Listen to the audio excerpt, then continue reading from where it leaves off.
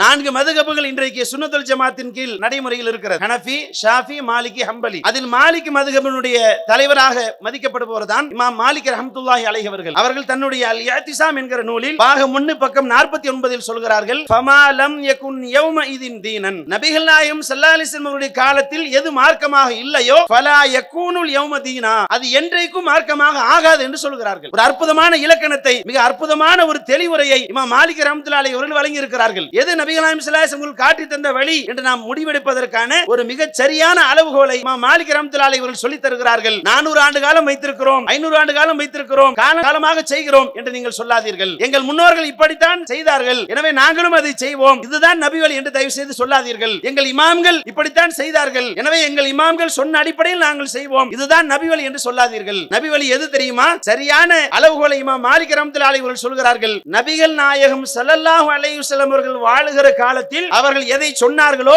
எதை செய்தார்களோ, எதை அங்கீகரித்தார்களோ அதுதான் நபி வழி. அல்லாஹ்வின் தூதர் காலத்தில் ஒரு காரியம் இல்லை, ஒரு இபாதத் இல்லை, ஒரு அமல் இல்லை. நபிகள் நாயகம் ஸல்லல்லாஹு அலைஹி வஸல்லம் அவர்களின் காலத்திற்கு பின்னால் அது தோன்றுகிறது, அந்த அமல் தோற்றுவிக்கப்படுகிறது, அந்த இபாதத் புதிதாக பிறக்கிறது, உருவாகிறது என்று சொன்னால் அது நபி வழி அல்ல, அது வழிகேடு என்கிறார்கள் இமாம் மாலிக் ரஹ்மத்துல்லாஹி அலைஹி அவர்கள். அஸ்ஸலாமு அலைக்கும் வரஹ்மத்துல்லாஹி வபரகாத்துஹு. கண்ணியத்திற்குரிய ஏக இறைவனின் நல்லடியார்களே, எனக்கு வழங்கப்பட்டுள்ள தலைப்பு எது நபி வழி. இன்றைக்கு இஸ்லாமிய சமூகங்களுக்கு மத்தியில் பல்வேறு ஜமாத்துக்கள், பல்வேறு இயக்கங்கள் இருப்பதை நீங்கள் எல்லாம் நன்கு அறிவீர்கள். எத்தனை ஜமாத்துக்கள் இருக்கிறார்கள் என்று நம்மால் அறுதியிட்டு உறுதியாக சொல்ல முடியாது. ஏனென்றால் பேசி முடித்து இறங்குவதற்குள்ளாக அநேகமாக ஒரு ஜமாத் தோற்றுவிக்கப்பட்டாலும் ஆச்சரியப்படுவதற்கில்லை. அந்த அளவிற்கு எக்கச்சக்கமான ஜமாத்துக்கள், இயக்கங்கள் நமது சமூகங்களுக்கு மத்தியில் இருந்து கொண்டிருக்கிறது. ஒவ்வொரு ஜமாத்தும் ஒவ்வொரு விதமான கொள்கைகளையும் கோட்பாடுகளையும் இந்த உலகிற்கு அறிமுகம் செய்து வைக்கிறது. அந்த கொள்கை கோட்பாட்டின் அடிப்படையில் அவர்களிடத்தில் நிறைய செயல்பாடுகளில் ஏற்றத்தாழ்வுகளை, வித்தியாசங்களை நம்மால் காண முடிகிறது. ஒரு தொழுகை என்று எடுத்துக்கொண்டால் கூட பல்வேறு விதமான தொழுகை முறைகள் இன்றைக்கு ஜமாத்துகளுக்கு மத்தியில் இருக்கிறது. நடைமுறை வாழ்வில் ஒன்றை ஹலாலா ஹராமா என்று முடிவெடுக்க வேண்டுமானால் ஒவ்வொரு ஜமாத்தும் ஒவ்வொரு விதமான கருத்தை சொல்லிக் கொண்டிருக்கிறார்கள். அதில் கவனிக்க வேண்டிய செய்தி என்னவென்றால், எல்லா இயக்கங்களும் எல்லா ஜமாத்தினரும் நாங்கள் என்ன செய்கிறோமோ அதைத்தான் நபி வழி என்று சொல்கிறார்கள்.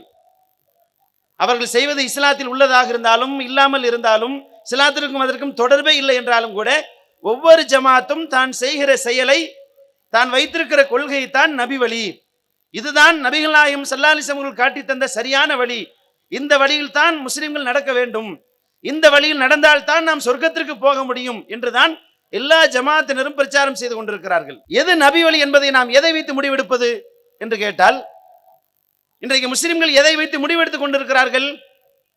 காலம் காலமாக எது செய்யப்பட்டு கொண்டிருக்கிறதோ அது நபி வழி. நபி வழியில் இல்லாத ஒரு சில காரியங்களை முஸ்லிம்கள் செய்கிற போது, இஸ்லாத்திற்கு எதிரான மூட நம்பிக்கைகள் முஸ்லிம்களிடத்தில் நிலவுகிற போது நாம் பிரச்சாரம் செய்தால், அவர்களிடத்தில் எடுத்து சொன்னால், அவர்கள் சொல்கிற பதில் இதுதான், காலம் காலமாக நாங்கள் செய்து வருகிறோம், இன்று நேற்று அல்ல, 400 ஆண்டு காலமாக எங்கள் சமூகத்தில் நடைமுறையில் இருக்கிறது, 500 ஆண்டு காலமாக நாங்கள் இந்த கலாச்சாரத்தை கடைபிடிக்கிறோம், 500 ஆண்டு காலத்திற்கு மேலாக எங்களிடத்தில் இந்த மூட நம்பிக்கை இருந்து கொண்டிருக்கிறது என்று அவர்கள் சொல்வதை பார்க்கிறோம். அவர்களை பொறுத்த அளவிற்கு காலம் காலமாக எது இருக்கிறதோ அதுதான் நபி வழி என்று அவர்கள் எண்ணிக்கொண்டிருக்கிறார்கள். இன்னும் ஒரு சிலர், எங்கள் இமாம்கள் என்ன சொன்னார்களோ அதுதான் நபி வழி, குர்ஆனில் இருந்தாலும் சரி இல்லாவிட்டாலும் சரி, ஹதீஸ்களில் இருந்தாலும் சரி இல்லாவிட்டாலும் சரி, எங்கள் இமாம்கள் எங்களுக்கு என்ன வழிகாட்டுதலை தந்தார்களோ, எங்கள் இமாம்கள் எங்களுக்கு என்ன முடிவை சொல்கிறார்களோ அதுதான் நபி வழி, அதுதான் சரியான பாதை, அந்த பாதையில் சென்றால்தான் சொர்க்கத்திற்கு செல்ல முடியும் என்று அவர்கள் நம்பிக்கொண்டிருப்பதையும் பிரச்சாரம் செய்து கொண்டிருப்பதையும் நாம் சமுதாயத்தில் பார்க்கிறோம். இப்படி ஒவ்வொரு ஜமாத்தும் முஸ்லிம்களுக்கு மத்தியில் ஒவ்வொருவரும் ஒவ்வொரு விதமான கொள்கையையும் தாங்கள் பின்பற்றி கொண்டிருக்கிற ஒவ்வொரு வழிபாட்டு முறைகளுக்கும் இதுதான் நபி வழி, இதுதான் நபி வழி, இதுதான் நபி வழி என்று ஆளுக்கு ஒரு அளவுகோலை, ஆளுக்கு ஒரு கலாச்சாரத்தை வைத்திருப்பதை பார்க்கிறோம். நாம் ஒரு தெளிவான முடிவுக்கு வர வேண்டும். எது நபி வழி என்று நாம் தீர்மானம் செய்ய வேண்டுமானால், நபிகள் பெருமானார் ஸல்லல்லாஹு அலைஹி வஸல்லம் காட்டி தந்த சத்திய வழி எது என்ற முடிவுக்கு நாம் உறுதியாக வர வேண்டுமானால், அதற்கு ஒரு அற்புதமான வழிகாட்டுதலை இமாம் மாலிக் ரஹ்மத்துல்லாஹி அலைஹி அவர்கள் சொல்கிறார்கள். 4 மதுஹபுகள் இன்றைக்கு சுன்னத்துல் ஜமாத்தின் கீழ் நடைமுறையில் இருக்கிறது. ஹனஃபி, ஷாஃபி, மாலிகி, ஹம்பலி. அதில் மாலிக் மதுஹபினுடைய தலைவராக மதிக்கப்படுபவர் தான் இமாம் மாலிக் ரஹ்மத்துல்லாஹி அலைஹி அவர்கள். அவர்கள் தன்னுடைய அல் இஅ்திஸாம் என்கிற நூலில் பாகம் 1 பக்கம் 49 சொல்கிறார்கள், ஃபமா லம் யகுன் யௌமஇதின் தீனன். நபிகள் நாயகம் ஸல்லல்லாஹு அலைஹி வஸல்லம் அவருடைய காலத்தில் எது மார்க்கமாக இல்லையோ ஃபலா யகூனுல் யௌம தீனா, அது என்றைக்கும் மார்க்கமாக ஆகாது என்று சொல்கிறார்கள். மிக அற்புதமான ஒரு விளக்க உரை, ஒரு அற்புதமான இலக்கணத்தை, மிக அற்புதமான ஒரு தெளிவுரையை இமாம் மாலிக் ரஹ்மத்துல்லாஹி அலைஹி அவர்கள் வழங்கி இருக்கிறார்கள். எது நபி வழி, எது நபிகள் நாயகம் ஸல்லல்லாஹு அலைஹி வஸல்லம் காட்டி தந்த வழி என்று நாம் முடிவெடுப்பதற்கான ஒரு மிகச் சரியான அளவுகோலை இமாம் மாலிக் ரஹ்மத்துல்லாஹி அலைஹி அவர்கள் சொல்லித் தருகிறார்கள். 400 ஆண்டு காலம் வைத்திருக்கிறோம், 500 ஆண்டு காலம் வைத்திருக்கிறோம், காலமாக செய்கிறோம் என்று நீங்கள் சொல்லாதீர்கள். எங்கள் முன்னோர்கள் இப்படித்தான் செய்தார்கள், எனவே நாங்களும் அதை செய்வோம், இதுதான் நபி வழி என்று தயவு செய்து சொல்லாதீர்கள். எங்கள் இமாம்கள் இப்படித்தான் செய்தார்கள், எனவே எங்கள் இமாம்கள் சொன்ன அடிப்படையில் நாங்கள் செய்வோம், இதுதான் நபி வழி என்று சொல்லாதீர்கள். நபி வழி எது தெரியுமா?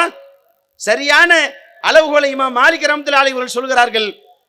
நபிகள் நாயகம் ஸல்லல்லாஹு அலைஹி வஸல்லம் அவர்கள் வாழுகிற காலத்தில் அவர்கள் எதை சொன்னார்களோ, எதை செய்தார்களோ, எதை அங்கீகரித்தார்களோ அதுதான் நபி வழி. அல்லாஹ்வின் தூதர் காலத்தில் ஒரு காரியம் இல்லை, ஒரு இபாதத் இல்லை, ஒரு அமல் இல்லை, நபிகள் நாயகம் ஸல்லல்லாஹு அலைஹி வஸல்லம் அவர்களின் காலத்திற்கு பின்னால் அது தோன்றுகிறது, அந்த அமல் தோற்றுவிக்கப்படுகிறது, அந்த இபாதத் புதிதாக பிறக்கிறது, உருவாகிறது என்று சொன்னால் அது நபி வழி அல்ல, அது வழிகேடு என்கிறார்கள் இமாம் மாலிக் ரஹ்மத்துல்லாஹி அலைஹி அவர்கள். இந்த அளவுகளை வைத்து நாம் நடைமுறையில் வைத்திருக்கிற ஒவ்வொரு காரியமாக நீங்கள் பரீட்சித்து பார்த்தால் இது நபி வழி உள்ளதா, இது நபி வழிதானா, இது நபிகள் நாயகம் ஸல்லல்லாஹு அலைஹி வஸல்லம் காட்டி தந்த பாதை தானா என்று ஒவ்வொன்றாக நீங்கள் பரீட்சித்து பார்த்தால் ஆச்சரியப்படுகிற அளவிற்கு ஒரு தெளிவு உங்களுக்கு பிறக்கும். நம்மிடத்தில் இருக்கிற மூட நம்பிக்கைகள் அத்தனையும் துடைத்து எறியப்படும், நம்மிடத்தில் இருக்கிற கருத்து வேறுபாடுகள் அத்தனையும் களை எடுக்கப்படும். எது நபி வழி என்று நாம் இன்றைக்காவது குழம்பி நிற்கிற சூழல் வருமானால் இமாம் மாலிக் ரஹ்மத்துல்லாஹி அலைஹி அவர்கள் சொன்ன அடிப்படையில் அல்லாஹ்வின் தூதர் ஸல்லல்லாஹு அலைஹி வஸல்லம் அவர்கள் இதை செய்திருக்கிறார்களா, நபிகள் நாயகம் ஸல்லல்லாஹு அலைஹி வஸல்லம் காலத்தில் இது இருந்ததா என்று நீங்கள் பார்த்தால் நமக்கு தெளிவு பிறந்துவிடும், இது நபி வழியா இல்லையா என்று. அந்த அடிப்படையில் முஸ்லிம் சமுதாயத்திற்கு மத்தியில் இருக்கிற ஒவ்வொரு காரியமாக எடுத்து பாருங்கள். உதாரணத்திற்கு சொல்ல வேண்டுமானால் தமிழகம் முழுக்க எல்லா மாவட்டங்களிலும் முஸ்லிம்களுக்கு மத்தியில் ஓதப்பட்டு கொண்டிருக்கிற ஃபாத்திஹாக்கள் இமாம் மாலிக் ரஹ்மத்துல்லாஹி அலைஹி அவர்கள் சொல்லி தந்த அந்த அளவுகோலின் அடிப்படையில் முஸ்லிம் சமூகத்திற்கு மத்தியில் நடைமுறையில் இருக்கிற ஒவ்வொரு செயல்பாட்டையும் நாம் உரசி பார்க்கிற போது நமக்கு ஒரு தெளிவு பிறக்கிறது. அதில் முதலாவதாக ஃபாத்திஹா என்கிற இந்த கலாச்சாரத்தை நாம் உரசி பார்க்கிறோம். இந்த ஃபாத்திஹா நபிகள் நாயகம் ஸல்லல்லாஹு அலைஹி வஸல்லம் காலத்தில் இருந்ததா? அல்லாஹ்வின் தூதர் ஸல்லல்லாஹு அலைஹி வஸல்லம் அவர்கள் யாருக்காவது ஃபாத்திஹா ஓதினார்களா? இறந்தவர்களுக்கு செய்யப்படுகிற இந்த சடங்கு என்று சொல்லப்படுகிற இந்த ஃபாத்திஹாவை முஹம்மது நபி ஸல்லல்லாஹு அலைஹி வஸல்லம் அவர்கள் யாருக்காவது ஓதினார்களா, அல்லது யாருடைய ஃபாத்திஹாவிலாவது நபிகள் நாயகம் ஸல்லல்லாஹு அலைஹி வஸல்லம் அவர்கள் பங்கு பெற்றார்களா என்ற ஹதீஸ்களை புரட்டி புரட்டி பார்த்தால் நமக்கு கிடைக்கிற பதில் ஒன்றுதான். நபிகள் பெருமானார் ஸல்லல்லாஹு அலைஹி வஸல்லம் அவருடைய காலத்தில் எந்த நபி தோழருக்கும் யாருக்கும் ஃபாத்திஹா ஓதப்படவில்லை. நபிகள் நாயகம் ஸல்லல்லாஹு அலைஹி வஸல்லம் அவர்கள் யாருக்கும் ஃபாத்திஹா ஓதவில்லை. எந்த ஃபாத்திஹாவிலும் அல்லாஹ்வின் தூதர் ஸல்லல்லாஹு அலைஹி வஸல்லம் அவர்கள் கலந்து கொள்ளவில்லை.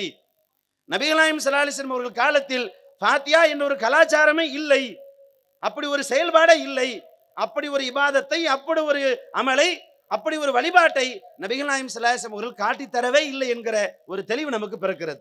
ஏன்? ஹதீஸ்களை பார்க்கிறோம், எடுத்து ஆய்வு செய்து பார்க்கிறோம், ஆராய்ந்து பார்க்கிறோம்.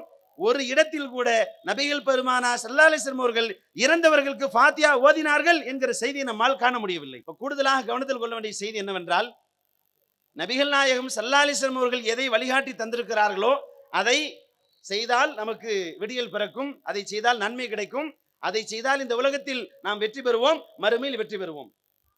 நபிகள் நாயகம் ஸல்லல்லாஹு அலைஹி வஸல்லம் அவர்கள் சொன்னதில் நாம் கூட்டினால் கூட, அல்லது சொல்லாததை செய்தால் நமக்கு என்ன ஆபத்து ஏற்படும் என்று சொன்னால், நாம் ஒன்று நினைத்தால் அது ஒன்று நடக்கும்.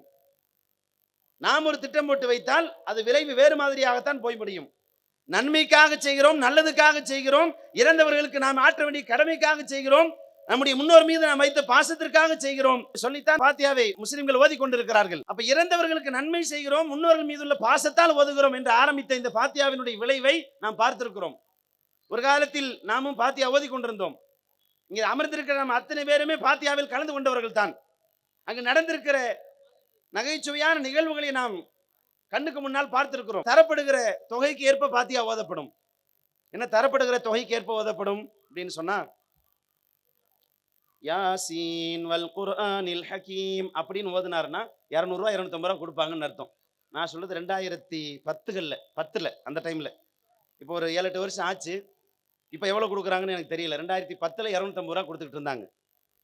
யாசின் விலை துரிச்சாவும் அப்படின்னாருன்னா 50 ரூபா தான் கொடுப்பாங்கன்னு அர்த்தம்.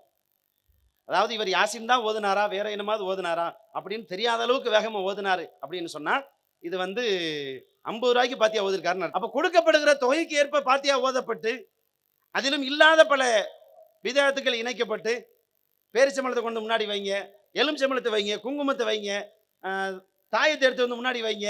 இப்படி ஒவ்வொரு ஊருக்கும் ஒவ்வொரு விதமான கலாச்சாரம். சில ஊர்கள் என்ன பண்றாங்க அப்படின்னா பாத்தியா ஓதும் போது இந்து மதத்துல சில நம்பிக்கைகள் இருக்கிறது, அது அவர்களுடைய நம்பிக்கை, நாம் அதை எதுவுமே சொல்ல முடியாது. ஆனால் முஸ்லிம்களிடத்தில் என்ன ஆச்சரியமான செய்தி இருக்கிறது என்றால் இறந்தவர்களுக்கு எதுவெல்லாம் பிடிக்குமோ அதையெல்லாம் வாங்கி வைக்கணும் அப்படின்னு யாரோ சொல்லி இருக்கிறாங்க. ஒரு வீட்டுக்கு பாத்தியா ஓத கூப்பிட்டு போயிட்டானு, சரின்னு போய் உட்காந்துருக்கிறேன். உட்காந்துருக்கும் போது பார்த்தீங்கன்னா முன்னாடி பேரிச்சம்பளம் இருக்கு, அப்புறம் சாப்பாடு வச்சிருக்கிறாங்க, என்னென்னமோ மளிதாம்பாங்க ஏதோ வச்சிருக்கிறாங்க. ஒரு தாம்பூலத்தை மட்டும் கவர் பண்ணி வச்சிருக்கிறாங்க, துணி போட்டு வச்சிருக்கிறாங்க. எனக்கு ஒரே யோசனை, என்னடா சம்பந்தம் இல்லாம ஏதோ ஒரு தட்டு வச்சிருக்கானுங்க, தட்டுல கவர் பண்ணி துணி போட்டு வச்சிருக்கானுங்களே, என்னன்னு தெரியணுமே. கண்ணுக்கு முன்னாடி வச்சு அதை கவர் பண்ணி வச்சா என்னன்னு ஆராய்ச்சி பண்ற மனசு வரத்தானே செய்யும். நான் என்னன்னு யோசிச்சுக்கிட்டே இருக்கிறேன். என்ன ஓப்பன் பண்ணி பாத்திரலாமா, எதுக்கு கவர் பண்ணி வைக்கிறாங்க ஒண்ணுமே புரியலையே. சரி பாத்தியா ஓத சொன்னாங்கன்னு ஓதி முடிச்சாச்சு. ஓதி முடிச்சதுக்கு அப்புறம் அப்படியே மெதுவா அந்த துணியை திறந்து பார்க்கிறேன். உள்ளுக்குள்ள பூரா பீடி கட்டு சுருட்டு கட்டாய் இருக்கு. பீடி கட்டு சுருட்டு கட்டு. என்னடா பீடியும் சுருட்டு உள்ள வச்சிருக்கானுங்களேன்னு கேட்டா, மூத்தா பொண்ணுக்கு அது ரொம்ப பிடிக்கும். அவர் இந்த சிகரெட் தான், இந்த பிராண்டு தான் வாங்கி விரும்பி விரும்பி குடிச்சிட்டு இருந்தாரு. இதை குடிச்சு தான் சீக்கிரமா போய் சேர்ந்தாரு. அதனால அவருக்கு ரொம்ப பிடிக்கும்னு அவருக்கு பாத்தியா ஓதும் போது அந்த பீடி வச்சு பாத்தியா ஓதுனா தான் அவருடைய ஆத்மா சாந்தி அடையும், இந்த சுருட்டு வச்சு பாத்தியா ஓதுனா தான் அவர் ஆத்மா சாந்தி அடையும் அப்படின்னு சொன்னாங்க பாருங்க. அப்ப நபிகள் நாயகம் ஸல்லல்லாஹு அலைஹி வஸல்லம் அவர்கள் காட்டி தராத ஒன்றை நாம உருவாக்கினால் அது இப்படித்தான் போய் முடியும். கிடைக்கிற காசுக்கு தகுந்தவாறு பாத்தியா ஓதப்படுகிறது, புது புது மூட நம்பிக்கைகள் உள்ளே புகுந்திருக்கிறது என்று சொன்னால் அதற்கான காரணம் இதுதான். பாத்தியா என்பது இறந்தவர்களுக்காக ஓதப்படுகிற இந்த கத்தம் பாத்தியாக்கள் இஸ்லாத்தில் இல்லை. இதற்கும் இஸ்லாத்திற்கும் எந்த விதமான சம்பந்தமும் இல்லை. நபிகள் நாயகம் ஸல்லல்லாஹு அலைஹி வஸல்லம் காலத்தில் இது இல்லை. எனவே இமாம் மாலிக் ரஹ்மத்துல்லாஹி அலைஹி அவர்கள் சொன்ன அந்த அளவுகளின் அடிப்படையில் அல்லாஹ்வின் தூதர் காலத்தில் இருக்கிறதா என்று நாம் உரசி பார்க்கிற போது நமக்கு கிடைக்கிற பதில் அது அல்லாஹ்வின் தூதர் காலத்தில் இல்லை, எனவே அது நபி வழி அல்ல என்கிற முடிவுக்கு தான் நாம் வருகிறோம். இதுல அந்த பாத்தியா கொஞ்சம் கொஞ்சமா பக்தி முத்தி போய் என்ன ஆச்சுன்னு கேட்டீங்கன்னா, சமீபத்தில் எஸ்பிபிக்கு பாத்தியா ஓது, நான் கேள்விப்பட்டிருப்பீங்கல்ல, ஃபேஸ்புக்கில் ரொம்ப ஃபேமஸா போயிட்டு இருந்துச்சு. அவருக்கு பாத்தியா ஓதி இவருக்கு பாத்தியா ஓதி ஒரு ஆள் சமீபத்தில் என்ன பண்ணிட்டான்னு கேட்டீங்கன்னா எஸ்பிபிக்கு பாத்தியா ஓதிட்டான். இதெல்லாம் பரவாயில்ல, போன வாரம் ஃபேஸ்புக்கில் ஒரு வீடியோ ஒன்று வந்திருக்கு. மோடிக்கு மேலே யாருக்கோ கோபம் போல தெரியுது, அவன் உட்காந்து மோடிக்கு பாத்தியா ஓதிட்டான். உலகத்திலே உசுரோடு இருக்கும்போது பாத்தியா ஓதுனது மோடிக்கு மட்டும்தான் நினைக்கிறேன். அவ்வளோ பாசக்கார பயில் ஆயிட்டானுங்க. அப்போ கவனிக்க வேண்டிய செய்தி என்னன்னா, இல்லாத ஒன்று உருவாக்கினா அது தப்பான பாதையில் தான் போகுங்கிறத நம்ம தெளிவுபடுத்திக்கணும். ரெண்டாவதுங்க, நம்ம வேலூரில் சில நடைமுறை கலாச்சாரங்கள் இருப்பதாக நம்முடைய சகோதரர்கள் சொன்னாங்க.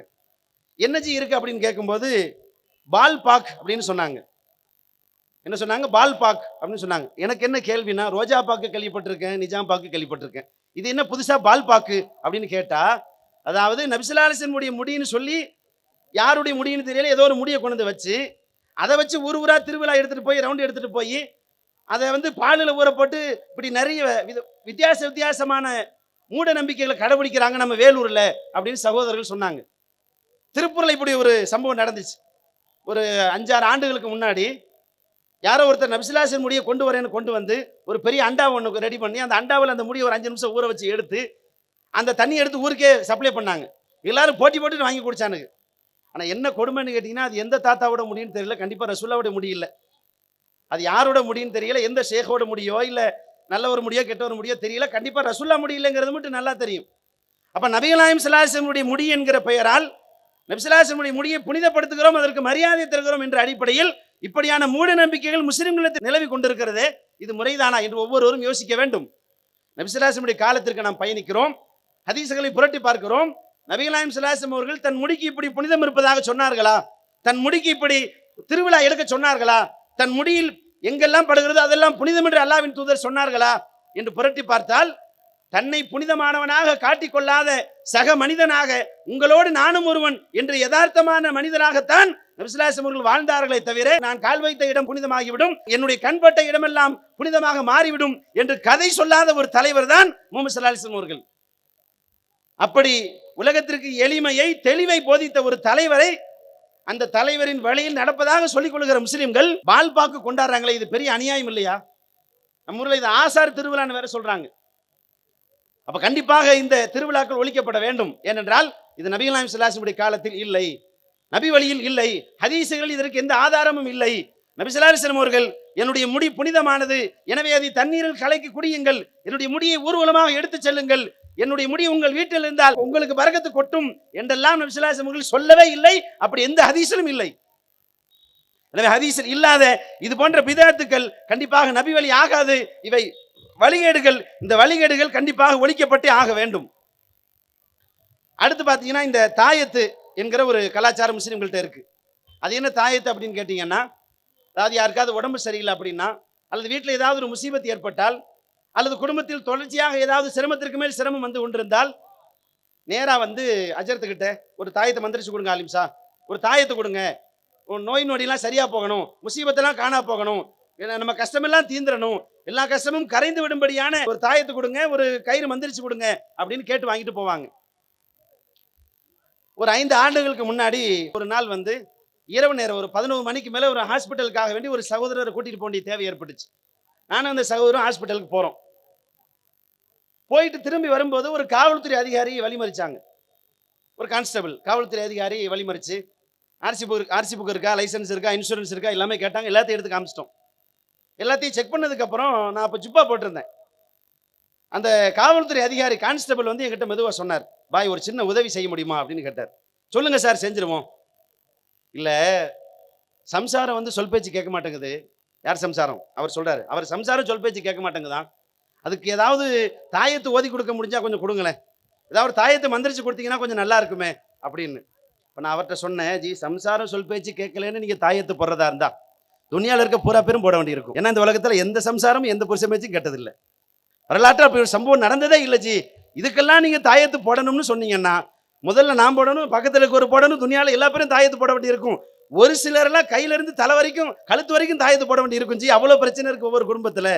இதுக்கெல்லாம் தாயத்து கேட்டீங்கன்னா எப்படி ஜி நடக்கும் அப்படின்னு அவர்கிட்ட சொல்லி, இதுக்கெல்லாம் தாயத்து போட வேண்டியது இல்லைங்க, மனைவிட்ட பக்குவமாக நடந்துக்கங்க, கண்ணியமாக எடுத்து சொல்லி புரிய வைங்க அப்படின்னு சொல்லிட்டு வந்தேன்னு வைங்க. அப்ப என்ன நினைத்து கொண்டிருக்கிறார்கள் என்றால், தாயத்து நம்முடைய கஷ்டங்களை போக்கும், தாயத்து நோய் நொடிகளை நீக்கும், தாயத்து நம்முடைய முசீபத்தை தடுக்கும், தாயத்திற்கு அந்த ஆற்றல் இருக்கிறது என்று சில முஸ்லிம்கள் அறியாமையின் காரணமாக நம்பிக்கொண்டிருக்கிறார்கள். இதுல என்ன காமெடியான செய்தின்னு கேட்டீங்கன்னா, ஒவ்வொரு ஊருக்கும் ஒவ்வொரு விதமான தாயத்து கலாச்சாரம். நான் சிறு வயதில் மதரசாவில் படித்துக் கொண்டிருந்த காலகட்டத்தில் ஒரு பெரிய அஜரத் ஒருத்தர்கிட்ட அசிஸ்டண்டா கொஞ்ச நாள் வேலை செஞ்சேன். அவருக்கு எங்க ஊர்ல பேர் வந்து மந்திரவாதி ஆலிம்சா. அப்போ அவர் கூட நான் வந்து சரி தொழிலை கற்றுக்குவோமே, ஏன்னா எப்படி குரான் ஹதீஸ் படித்து அதெல்லாம் ஒன்றும் செய்ய போகிறது இல்லை, அவர் என்னென்னமோ செய்கிறார், அதை பார்த்து நம்ம கற்றுக்கிட்டா தான் பின்னாடி உதவுமேன்ட்டு அவர்கிட்ட கொஞ்ச நாள் அசிஸ்டண்ட்டாக வேலை செஞ்சேன்.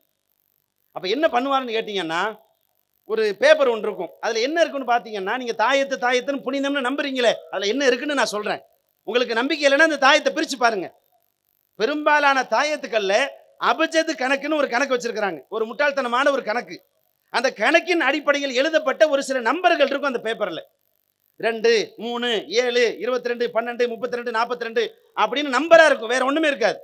அந்த நம்பர் இப்ப பொறிக்கப்பட்ட அந்த சீட்டை 4, 3, 8 மடிச்சு அந்த தாயத்துக்குள்ள அந்த ஆலிம்சா வைப்பார். வச்சு ஒரு சைடு வந்து மெழுக வச்சு பூசுவார். இது ஒரு விதமான தாயத்து. இன்னும் ஒரு சில தாயத்துக்கள் என்னன்னு பாத்தீங்கன்னா, கிடைக்கிற குப்பையை எடுத்து உள்ள அடைச்சிருவாங்க.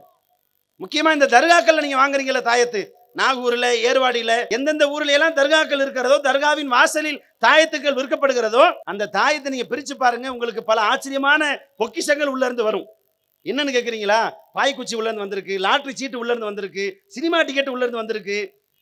ஒரு இடத்துல நடந்துச்சுங்க, உண்மையாவே நடந்துச்சு. என்னன்னா, யாரோ பீடி குடிக்கிற அஜரத்து போல இருக்கு, குடிச்சிட்டு அவசரத்துக்கு உள்ள சொருகி விட்டார் எங்க தாயத்துக்குள்ள. அது ஏதோ ஒரு நல்ல மனுஷன் அந்த பீடியை வந்து தாயத்துக்குள்ள சொருகி வச்சுட்டு சுத்தினா பறக்கத்து கிடைக்கும்னு ஒருத்தன் போட்டு தெரிஞ்சிருக்கான் பாருங்க. அவன் நிலைமை பார்த்தா ரொம்ப பரிதாபமா இருக்கு. அப்ப தாயத்தை புனிதம் என்று நீங்கள் நம்புகிற அந்த தாயத்திற்கு உள்ளே என்ன இருக்கிறது என்று பிரித்து பார்த்தால் உள்ளே புனிதமான செய்தி எதுவும் கிடையாது.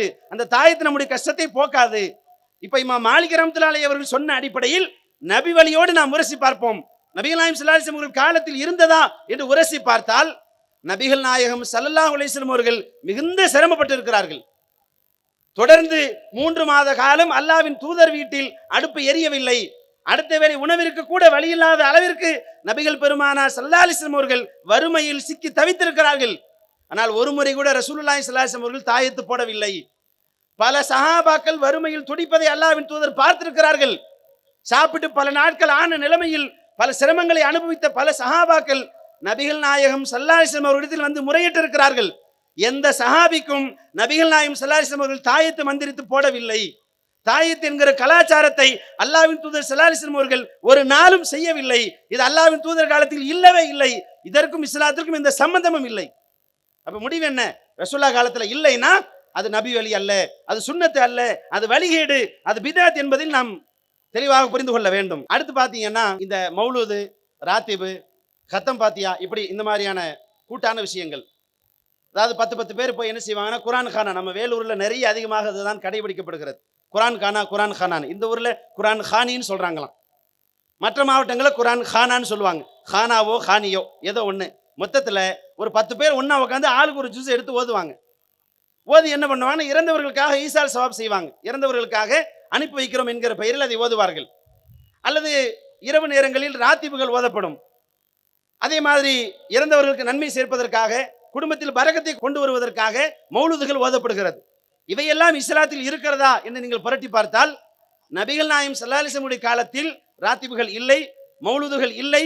இறந்தவர்களுக்காக ஓதப்படுகிற இந்த குரான் கானா அல்லது குரான் கானி எதுவுமே இஸ்லாத்தில் இல்லை, நபிகள் நாயகம் ஸல்லல்லாஹு அலைஹி வஸல்லம் காலத்தில் இல்லை என்பதை நாம் தெளிவாக புரிந்து கொள்ள வேண்டும். அதாவது முதல்ல ராத்திபு தான் என்னை கூட்டிட்டு போனாங்க. அப்ப அது வரைக்கும் ராத்திபுனா என்னன்னு தெரியாது. நான் ஓதுன தபலீக் மதரசா கூட்டு போயிட்டாங்க. ராத்திபுனா என்ன ஜீன்னு கேட்டேன். நீங்க வாங்க நாங்க சொல்லிக் கொடுக்குறோன்னா கூட அந்த ஆலிம் சார் சொன்னார். சரின்னு போய் உட்காந்துட்டோம். உட்கார்ந்த உடனே திடீர்னு பார்த்தீங்கன்னா வித்தியாசமான திக்கர்கள் சொல்லிக் கொடுத்தாங்க.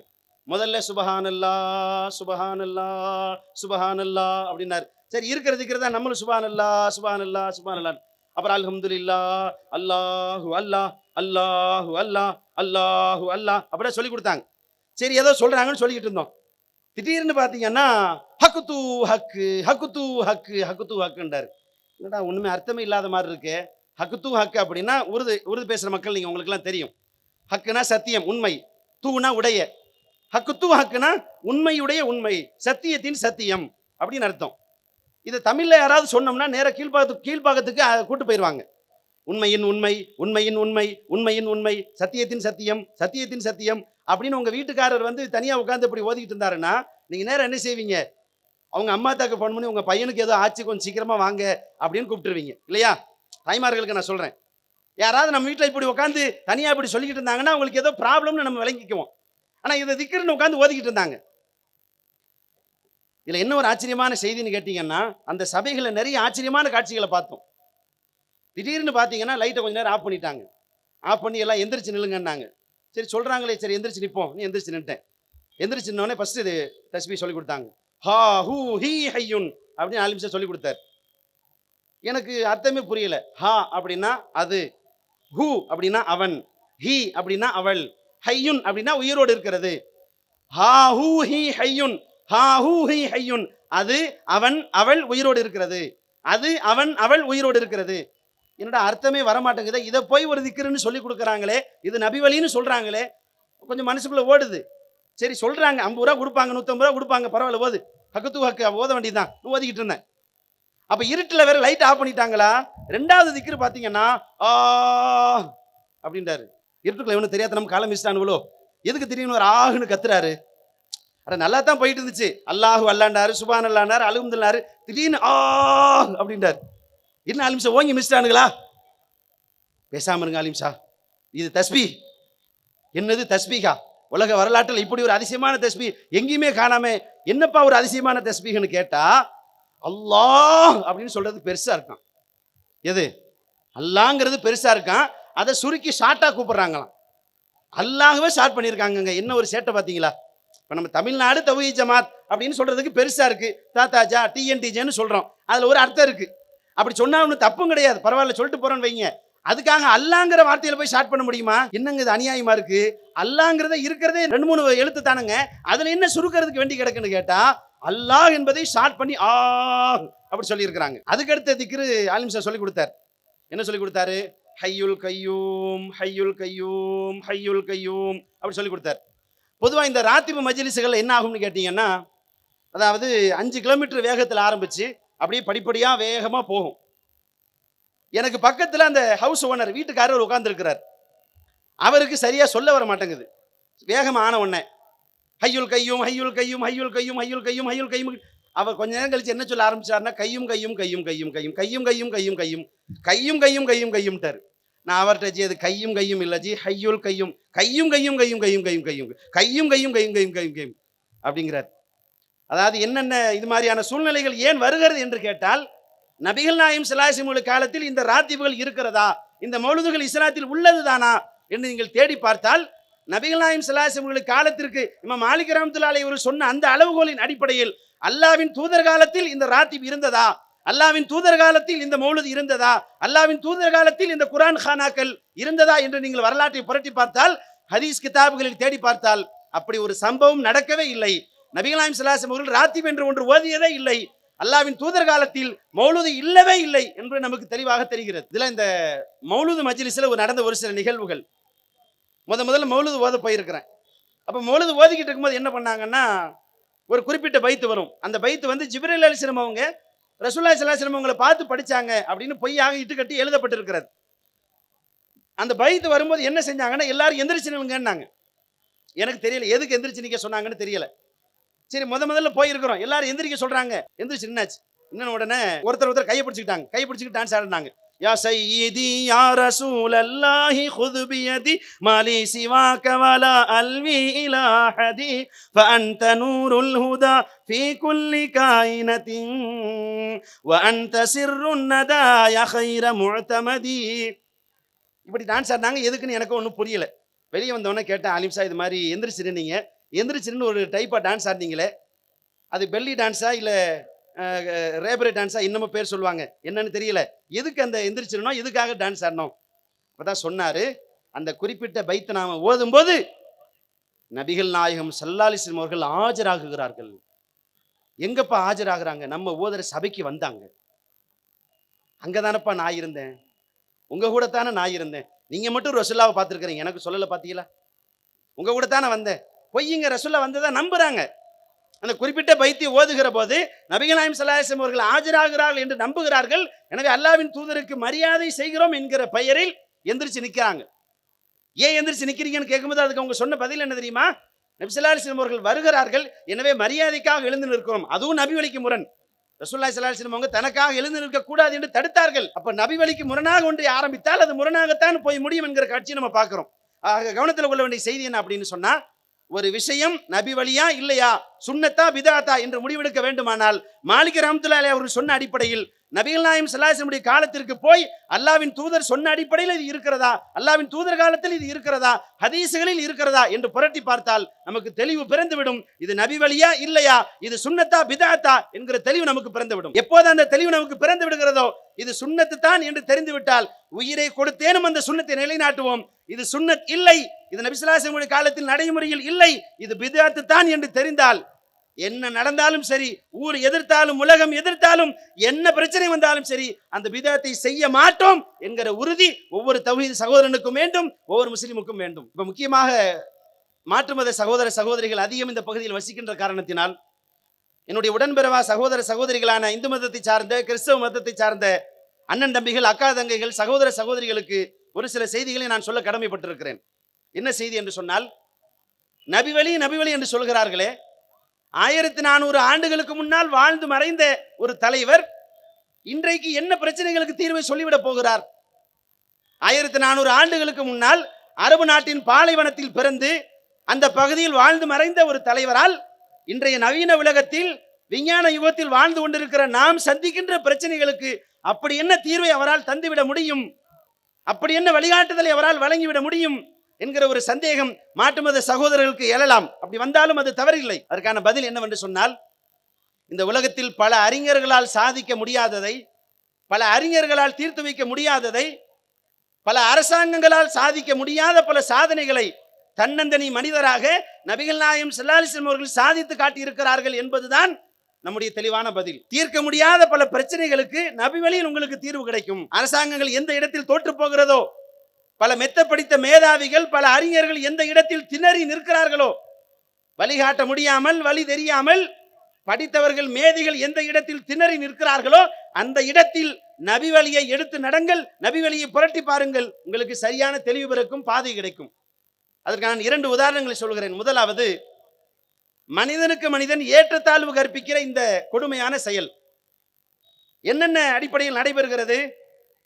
இனத்தின் பெயரால், நிறத்தின் பெயரால், மொழியின் பெயரால், தேசத்தின் பெயரால், வசதி வாய்ப்பின் பெயரால், இப்படி பல அடிப்படைகளில் மனிதனுக்கு மனிதன் ஏற்றத்தாழ்வு கற்பிக்கிற கொடுமை எல்லா நாடுகளிலும் நடந்து கொண்டிருக்கிறது. உலகத்தை நாங்கள் தான் ஆண்டு கொண்டிருக்கிறோம், நாங்கள் தான் உலகத்தின் வல்லரசு என்று பெருமை பேசிக் கொண்டிருக்கிற, அதிகம் படித்ததாக சொல்லிக் கொண்டிருக்கிற அமெரிக்க நாட்டில் கூட இன்றைக்கும் நிறவெறியை ஒழிக்க முடியவில்லை. கடந்த 2020ஆம் வருடம் ஜார்ஜ் என்கிற ஒரு கருப்பு இனத்தை சார்ந்த ஒரு சகோதரர் ஒரு காவல்துறை அதிகாரியால் கழுத்தில் கால் வைத்து மிதித்து படுகொலை செய்யப்பட்டார். நிறவெறிக்கு எதிராக அமெரிக்க நாடு முழுவதும் கடுமையான போராட்டங்கள் நடந்த பின்னால் அமெரிக்க அரசு மன்னிப்பு கேட்டது, காவல்துறை மன்னிப்பு கேட்ட காட்சியெல்லாம் நாம் பார்த்தோம். நாங்கள் தான் வல்லரசு, நாங்கள் தான் உலகத்திற்கு வழிகாட்டி, நாங்கள் தான் சர்வ சக்தி படைத்தவர்கள் என்று பெருமை பேசிக் கொண்டிருக்கிற அந்த அமெரிக்க தேசத்தால் கூட படித்தவர்களுக்கு மத்தியிலேயே நிறத்தின் அடிப்படை ஏற்றத்தாழ்வு ஒழிக்க முடியலையே. பொதுவா ஒவ்வொரு நாட்டிலையும் நாடாளுமன்றம், பாராளுமன்றம் இருக்கும். எப்படி பேர் வைப்பாங்க? நாடாளுமன்றம், பாராளுமன்றம், சட்டசபை, இப்படித்தான் எல்லா நாட்டிலையும் பேர் வைப்பாங்க. ஆனால் அமெரிக்காவினுடைய பாராளுமன்றத்திற்கு என்ன பெயர் தெரியுமா? White house. ஒயிட் ஹவுஸ்னா வெள்ளை மாளிகைன்னு அர்த்தம். அப்படின்னா என்ன அர்த்தம்? கருப்பு இனத்திற்கு எதிரான நிற வெறியின் வெளிப்பாடாகத்தான் ஒரு நாட்டினுடைய சட்டசபைக்கு, சட்டமன்றத்திற்கு இப்படி பெயர் வைத்த ஒரு அவலத்தை, ஒரு அசிங்கத்தை, ஒரு கேவலத்தை நீங்க கேள்விப்பட்டிருக்கீங்களா? அப்ப அமெரிக்காவில் நிறவெறி ஒழிக்கப்படவில்லை. அமெரிக்காவில் பல நன்மக்கள், பல அறிஞர்கள் நிறவெறிக்கு எதிராக பேசிக் கொண்டிருந்தாலும், போராடி கொண்டிருந்தாலும் கூட அந்த நாட்டில் இன்னமும் நிறவெறி என்பது தாண்டவமாடி கொண்டிருக்கிற காட்சியை நாம் பார்த்து கொண்டிருக்கிறோம். ஏன் நமது இந்தியாவை எடுத்துக்கொள்ளுங்கள். இந்தியாவில் மதத்தின் பெயரால், இனத்தின் பெயரால், மொழியின் பெயரால் எத்தனை ஏற்றத்தாழ்வுகள் இருக்கிறது. நீ உயர்ந்தவன், இவன் தாழ்ந்தவன், இவன் நடுவில் உள்ளவன் என்று ஜாதியின் அடிப்படையில், பிறப்பின் அடிப்படையில் மனிதனுக்கு மனிதன் ஏற்றத்தாழ்வு கற்பிக்கிறானா இல்லையா? அந்த கொடுமையை ஒழிக்க முடிந்ததா? எத்தனை அறிஞர்கள் எவ்வளவு போராடி பார்த்து விட்டார்கள். இது வரலாறு எப்ப ஆரம்பிச்சதுங்க? ஔவையார் பாடி இருக்கிறாங்க. ஔவையார் யார் நமக்கெல்லாம் தெரியும் தானே? தமிழ் பாட்டி. தமிழ் பாட்டியான ஔவையார் அவர்கள் பாடிய பாடல் நல்வழி என்கிற நூலில் வருகிறது. ஔவையார் அவர்கள் பாடுகிறார்கள், சாதி இரண்டொழிய வேறில்லை, சாற்றுங்கால் நீதி வலுவா நெறிமுறையின் மேதினியில் இட்டார் பெரியோர் இடாதோர் இழிகுலத்தோர் பட்டாங்கில் உள்ளபடி என்று படிக்கிறார். படிப்பது யார்? தமிழ் பாட்டியான, பல ஆண்டுகளுக்கு, பல நூற்றாண்டுகளுக்கு முன்னால் தமிழகத்தில் வாழ்ந்து மறைந்த அந்த மூதாட்டி ஔவையார் அவர்கள் படிக்கிறார். என்ன அர்த்தம்? சாதி இரண்டொழிய வேறில்லை. இந்த உலகத்தில் 2 சாதி தான்ப்பா இருக்கு. என்ன சாதி? கஷ்டப்படுபவனை பார்த்தவுடன் உன் மனம் துடித்து போய் அவன் யாரு, எந்த மதம், எந்த இனம், எந்த மொழி, எந்த குலம், எதையும் கேட்காம கஷ்டப்படுறவனுக்கு நீ போய் உதவி செஞ்சா நீ நல்ல சாதி. எவன் கஷ்டப்பட்டா எனக்கு என்ன, எவன் செத்தா எனக்கு என்ன என்று நீ என்று நீ போனால் நீ கீழ் சாதி. யார் சொல்லுகிறா? ஔவை பாட்டி சொல்லுகிறார். அப்ப ஜாதி என்பது பிறப்பின் அடிப்படையில் முடிவு செய்யப்படக்கூடாது. பிறருக்கு உதவி செய்கிற நல்மனம் உள்ளவன் எவனோ, பிறருக்கு உதவி செய்கிற நல்லவன் எவனோ அவன் உயர் ஜாதி. அடுத்தவன் துன்பத்தை கண்டு கொள்ளாத தீயவன் எவனோ அவன் தான் கீழ் ஜாதி என்று சொல்கிறார் ஔவை பாட்டி. அப்படியெல்லாம் ஜாதிக்கு எதிராக பாட்டு படிச்சு பார்த்தாங்க, ஒழிக்க முடியல. ஏன்? இந்தியாவில் பல மக்கள் கொண்டாடக்கூடிய, மிக குறிப்பாக பார்ப்பனர்கள் அதிகம் தூக்கி வைத்து பேசுகிற பாரதியார் ஓடி விளையாடு பாப்பா என்று ஒரு பாடல் படித்தார். நம்மெல்லாம் பள்ளிக்கூடத்தில் அந்த பாடல் படிச்சிருப்போம். அந்த பாடல் அவர் சொல்றாரு, சாதிகள் இல்லையடி பாப்பா, சாதியில ஒண்ணு கிடையாது, குல தாழ்ச்சி உயர்ச்சி சொல்லல் பாவம். குலத்தை சொல்லி உயர்த்தி சொல்றது, தாழ்த்தி சொல்றது பாவம்பா. ஓடி விளையாடு பாப்பா, நீ ஓய்ந்திடல் ஆகாது பாப்பான்னு ஒரு நீண்ட பாடல். அந்த பாடலுக்கு மத்தியில் பாரதியார் சொல்கிறார், சாதிகள் இல்லையடி பாப்பா, குல தாழ்ச்சி உயர்ச்சி சொல்லல் பாவம். எந்த குலத்தின் அடிப்படையில் அவன் உயர்ந்தவன் இவன் தாழ்ந்தவன் சொல்லாத, அது பெரிய பாவம், அது ரொம்ப தப்பு அப்படின்னு பாரதியார் படிச்சார். ஒழிக்க முடிந்ததா? எத்தனையோ அறிஞர்கள் போராடி பார்த்து விட்டார்கள். மனிதனுக்கு மனிதன் ஏற்றத்தாழ்வு கற்பிக்கிற இந்த சாதியை யாராலும் ஒழிக்க முடியவில்லை. இன்றைக்கும் பல மதங்களின் வழிபாட்டு தலங்களில் அந்த சாதிகள் அப்படியே கடைபிடிக்கப்படுகிறது, தீண்டாமை கடைபிடிக்கப்படுகிறது. சரி, பரவாயில்ல, இதெல்லாம் கூட தனி நபர்கள், தனி அறிஞர்கள், தனிப்பட்ட மனிதர்கள். அரசாங்கங்கள் தோற்று போன கொடுமை என்ன தெரியுமா? தமிழக அரசு இலவசமாக பாடநூல் தருகிறது, இலவச பாடப்புத்தகம் தருகிறது. அந்த பாடப்புத்தகத்தின் அட்டைப்படத்தில் தமிழக அரசு அச்சிட்டு கொடுத்தது. என்ன அச்சிட்டு கொடுத்தது? தீண்டாமை ஒரு பெரும்பாவம், தீண்டாமை ஒரு கொடிய குற்றம், தீண்டாமை ஒரு மனிதநேயமற்ற செயல், தீண்டாமை பெரிய பாவம், ஒரு கொடிய குற்றம், மனிதநேயமற்ற செயல் என்று அரசாங்கங்கள் அச்சிட்டு கொடுத்தது. அரசாங்கங்கள் பிரச்சாரம் செய்தது. அந்த அரசாங்கத்தால் தீண்டாமையை ஒழிக்க முடிந்ததா? இன்றைக்கும் தாழ்த்தப்பட்ட மக்கள் தாழ்த்தப்பட்ட மக்களாகத்தானே இருக்கிறார்கள். அவர்கள் கீழ் சாதி என்று சொல்லி அவமானப்படுத்தப்படுகிற கொடுமை நமது தேசத்தில் நடந்து கொண்டுதானே இருக்கிறது. சட்டம் போட்டு பார்த்தார்கள், வன்கொடுமை தடுப்பு சட்டம். சாதியின் பெயரை சொல்லி ஒருவர் திட்டினால் அவருக்கு எதிராக வன்கொடுமை தடுப்பு சட்டத்தின் கீழ் அவர் கைது செய்யப்படலாம். மிக கடுமையான பிரிவுகளின் கீழ் அவருக்கு வழக்கு தொடுக்கப்படும். அவர் கைது செய்து உள்ளே வைக்கப்படுவார். அதுவும் எப்படி? ஜாமீனில் வராத அளவிற்கு கடுமையான குற்றம் என்றெல்லாம் அரசாங்கம் சட்டம் போட்டு பார்த்தது. சட்டத்தால் சாதிக்க முடியவில்லை, அறிஞர்களால் ஜெயித்து காட்ட முடியவில்லை, அரசாங்கங்களால் ஒழிக்க முடியவில்லை.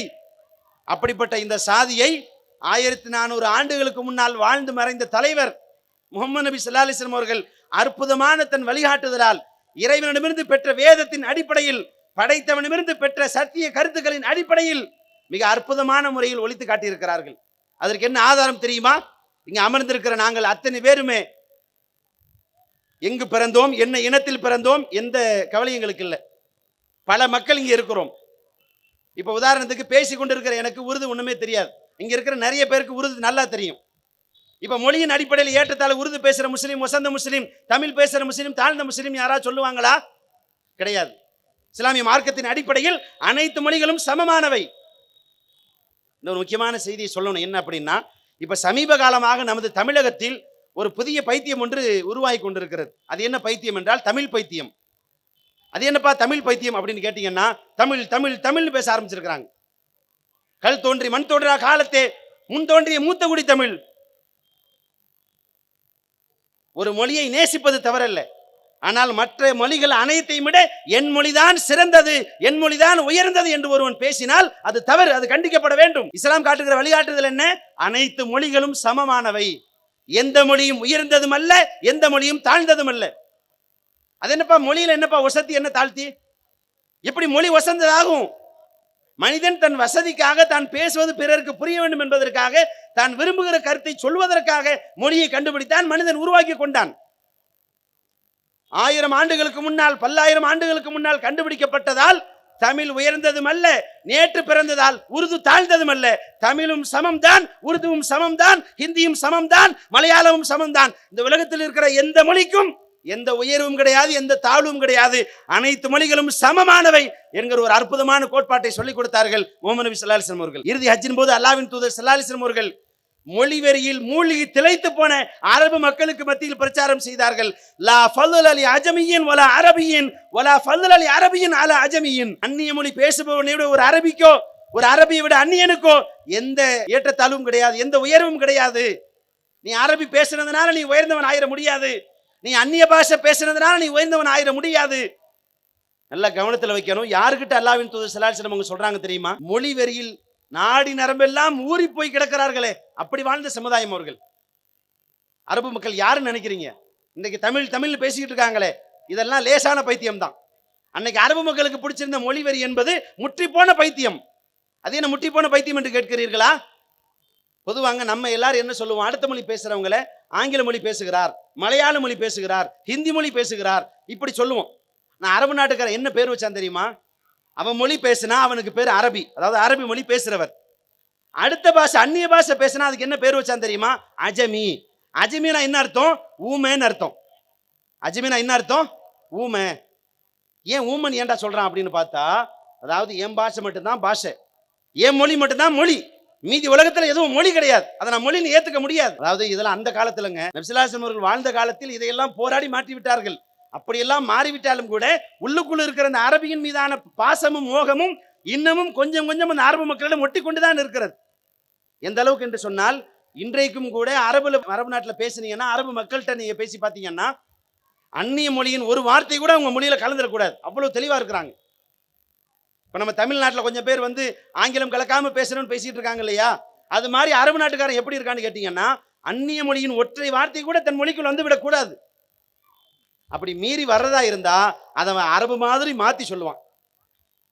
மதரசாவில் பாடத்திட்டத்தில் துருசுல் லுகத்துல் அரபியான்னு ஒரு புக் வச்சிருக்கிறாங்க. பல மதரசாக்கள் இருக்கு, நம்ம தௌஹீத் பெண்கள் மதரசாவிலும் இருக்கு. அந்த அந்த பாடத்தை நடத்திக்கிட்டு இருக்கும்போது அதுல திடீர்னு ஒன்று ரெண்டு வார்த்தைகள் வருது. என்னன்னு பார்த்தா தக்தூர் அப்படின்னு வந்துச்சு. என்னடா தக்தூர் அப்படின்னு பார்த்தா டாக்டர் தான் அவன் தக்தூர்னு சொல்றான். டாக்டர்னு சொல்றத தக்தூர்னு சொல்றான். அது கூட பரவாயில்ல, இது வருதுங்கிறான். என்னது இது வருது அப்படின்னு சொல்றான். என்னடா இது வருதுங்கிறானே, எது வருது ஒன்றும் புரியலையா அப்படின்னு பார்த்தா எட்வேர்டுன்னு இங்கிலீஷ்ல ஒரு வார்த்தை இருக்கு தெரியுமா, அந்த எட்வேர்டுங்கிறத தான் இவன் இது வருதுன்னு சொல்றான். அவன் மொழி மீது அவனுக்கு அப்படி ஒரு பாசம், அப்படி தன்மொழிதான் உயர்ந்தது என்று அடம்பிடித்துக் கொண்டு தன்மொழிதான் மிகச் சிறந்தது என்று பெருமைவாதம் பேசிக் கொண்டிருந்த அந்த சமூகத்தை நபி ஸல்லல்லாஹு அலைஹி வஸல்லம் அவர்களுக்கு மத்தியில் இருந்த மொழி பாசத்தை, மொழி வெறியை துடைத்து தூர வீசினார்கள். நபிகள் நாயகம் ஸல்லல்லாஹு அலைஹி வஸல்லம் அவர்கள் ஒரு சமத்துவமான சமூக நீதி பேணுகிற ஒரு ஒழுக்கமான சமூகத்தை கட்டமைத்தார்கள். 1400 ஆண்டுகளுக்கு முன்னால் வாழ்ந்த அந்த தலைவருடைய சாதனை இன்றைக்கு ஒவ்வொரு பள்ளிவாசலிலும் நீங்கள் காணலாம். இனத்தின் அடிப்படையில் ஏற்றத்தாழ்வுகள் களை எடுக்கப்பட்டது, மொழியின் அடிப்படையில் ஏற்றத்தாழ்வுகள் துடைத்து வீசப்பட்டது, நிறத்தின் அடிப்படையில், வசதி வாய்ப்பின் அடிப்படையில், என்னென்ன அடிப்படையில் எல்லாம் என்னென்ன காரணங்களை சொல்லி எல்லாம் மனிதனை மனிதன் பிரித்து பார்ப்பானோ, மனிதன் மனிதனை மேல் கீழ் என்று சொல்வானோ, அந்த அனைத்து ஏற்றத்தாழ்வுகளையும் நபிகள் பெருமகனார் ஸல்லல்லாஹு அலைஹி வஸல்லம் அவர்கள் துடைத்து குப்பை தொட்டியில் வீசினார்கள். நமது பள்ளிவாசல்கள் அதற்கு நிதர்சனமான சாட்சிகளாக இருக்கிறது. இந்த உரையை கேட்டுக்கொண்டிருக்கிற மாற்று மத சகோதர சகோதரிகள், இந்து மதத்தை சார்ந்த என் அண்ணன் தம்பிகள், அக்கா தங்கைகள், எங்கள் பள்ளிவாசலுக்கு வந்து பாருங்கள். உங்களை நாங்கள் அன்போடு அழைக்கிறோம். உங்களை விருந்தாளிகளாக வாருங்கள் என்று அழைக்கிறோம். எங்கள் பள்ளிவாசலுக்கு வந்து பாருங்கள். எங்களுக்கு இடையில் ஏற்றத்தாழ்வுகள் எப்படி நீக்கம் செய்யப்பட்டிருக்கிறது, ஒரு சமத்துவமான சமூகத்தை நபிகள் நாயகம் ஸல்லல்லாஹு அலைஹி வஸல்லம் அவர்கள் எப்படி உருவாக்கி வைத்திருக்கிறார்கள் என்பதற்கான சாட்சியாக இன்றைக்கு ஒவ்வொரு பள்ளிவாசலும் திகழ்ந்து கொண்டிருக்கிறது. நம்ம எல்லாம் லைவ்ல பார்ப்போம் மக்காவில் நடக்கிற நிகழ்வுகளை. வருஷம் ஹஜ்ஜுக்கு போகும்போது ஹஜ்ஜில் நடக்கக்கூடிய காட்சிகள் அப்படி லைவ்ல உலகம் பூரா ஒளிபரப்புவாங்க. அதுல நீங்க பார்க்கலாம், ஆச்சரியமான பல காட்சிகளை பார்க்கலாம். என்ன ஆச்சரியமான காட்சி என்று சொன்னால், மக்காவில் பல நாட்டை சேர்ந்தவர்கள் ஒன்றாக சேர்கிறார்கள். எல்லோருக்கும் ஒரே ஆடைதான். உலகத்திலேயே நான் பெரிய கோடீஸ்வரன் என்று சொன்னாலும் அதுதான் ஆடை. உலகத்திலே ஆக நான் தான் ஏழை என்று சொல்பவனுக்கும் அதுதான் ஆடை. அனைவருக்கும் ஒரே மாதிரியான ஆடை. அனைவரும் ஒரே இடத்தில் ஒன்றாக கூடுகிறார்கள். எந்த மொழி என்று யாருக்கும் தெரியாது. அவர் ஒரு மொழி பேசுவார், இவர் ஒரு மொழி பேசுவார். பல்வேறு மொழிகள் அங்கே இருக்கிறது.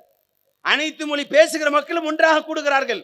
அனைத்து மொழி பேசுகிற மக்களும் ஒரு தண்ணீரை குடிக்கிறார்கள். அனைத்து மொழி பேசுகிற மக்களும் ஒரு இடத்தில் படைத்தவனை வணங்குகிறார்கள்.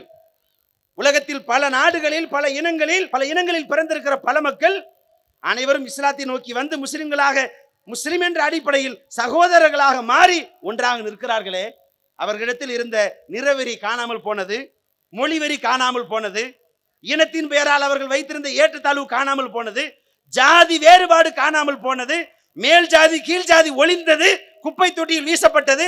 நீ என்னப்பா மேல் ஜாதி, நான் என்னப்பா கீழ் ஜாதி, எல்லாம் சமம் ரசூல் ஆக்குனாங்களா இல்லையா? உலகத்தின் எந்த தலைவனாலும் சாதிக்க முடியவில்லை, எந்த அரசாங்கத்தாலும் சாதிக்க முடியவில்லை. நபிகள் பெருமானார் ஸல்லல்லாஹு அலைஹி வஸல்லம் அவர்கள் சாதித்தார்கள். அந்த சாதனையின் சாட்சியாக, நபி வழிக்கான மிக அற்புதமான சான்றாக, நபி வழிப்படி நடந்தால் எவ்வளவு பெரிய நன்மை கிடைக்கும் என்பதற்கான ஒரு அற்புதமான சான்றாக ஒவ்வொரு ஆண்டும் ஹஜ்ஜின் போது அனைத்து மக்களும் சமமாக சகோதரர்களாக நிற்கிற அந்த அற்புதமான காட்சி இருக்கிறது. ஒவ்வொரு ஆண்டும் நடக்கக்கூடிய ஒரு சமத்துவ உலக சகோதரத்துவ மாநாடு, ஒவ்வொரு ஆண்டும் நடக்கிற உலக சகோதரத்துவ மாநாடு அதுதான், உலக சமத்துவ மாநாடு அதுதான். எனவே நபிகள் நாயகம் ஸல்லல்லாஹு அலைஹி வஸல்லம் அவர்கள் காட்டி தந்த இந்த நபி வழி என்பது மிகச் சரியான சத்தியத்தை நோக்கி, அற்புதமான நிம்மதியான வாழ்வை நோக்கி நம்மை அழைத்து சொல்லும்.